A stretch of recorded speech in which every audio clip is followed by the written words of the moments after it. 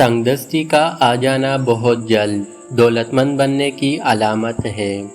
رات کے وقت آندھی کا آنا مصیبت آنے کی علامت ہے۔ خواب میں اپنی موت دیکھنا عمر لمبی ہونے کی علامت ہے۔ بدن پر چوٹ کا آنا گناہوں کے کم ہو جانے کی نشانی ہے۔ طویل بخار کا ہو جانا اللہ کے راضی ہونے کی علامت ہے۔ سائل کا آپ کے پاس چل کر آنا اللہ کے راضی ہونے کی نشانی ہے۔ دھوکہ ملنا رب کی طرف سے سیدھا راستہ ملنے کی نشانی ہے۔ گھر میں بلیوں کا آنا کاروبار میں برکت آنے کی نشانی ہے۔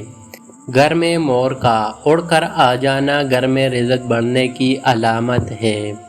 گھر میں سفید کبوتر اڑ کر آ جانا گھر میں خوشحالی آنے کی علامت ہے۔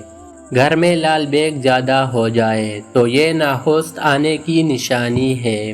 گھر میں چمگادڑ گھونسلہ بنا لے تو یہ آفتیں آنے کی علامت ہے۔ بلا وجہ پانی کی پیاس لگنا صحت اچھی ہونے کی علامت ہے۔ روٹی کھانے کے بعد گیس خارج ہونا طاقتور ہونے کی علامت ہے۔ صبح سویرے پیشاب نہ آنا صحت خراب ہونے کی علامت ہے۔ آدھی رات کو شدید بھوک کا لگنا فاقہ آنے کی علامت ہے۔ آدھی رات کو پیاس کا لگنا دولت آنے کی علامت ہے۔ دنیا سے دل لگ جانا اللہ سے دور ہو جانے کی علامت ہے۔ گھر میں بلی پاخانہ کر کے پاخانہ کو زمین میں دفن کر دے تو سمجھ جاؤ گھر میں بہت جلد خوشیاں آنے والی ہے۔ ہنستے وقت آنکھ میں آنسو آنا نرم دل والے کی نشانی ہے۔ اندھیرے سے ڈر لگنا معصوم لوگوں کی ٹھوس علامت ہے۔ روٹی کھانے کے دوران چینک کا آنا عمر لمبی ہونے کی نشانی ہے۔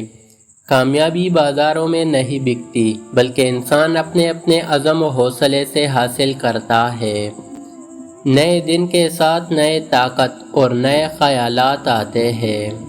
منزلیں سپاہیوں کا استقبال کرتی ہے۔ بزدلوں کو راستے کا خوف مار دیتا ہے۔ زندگی مسلسل جدوجہد کا نام ہے کیونکہ اللہ ہر پرندے کو رزق دیتا ہے مگر اس کے گھونسلے میں نہیں ڈالتا۔ محنت کرنے والا اللہ کا دوست ہے۔ بہترین لقمہ وہی ہے جو اپنی محنت سے حاصل کیا گیا ہو۔ کمزور انسان گلہ کرتا ہے کہ حالات ہی ایسے تھے کہ میرے خواب چھن گئے۔ بہادر انسان کہتا ہے انہی خیالات نے مجھے خواب دیکھنے پر مجبور کیا تھا۔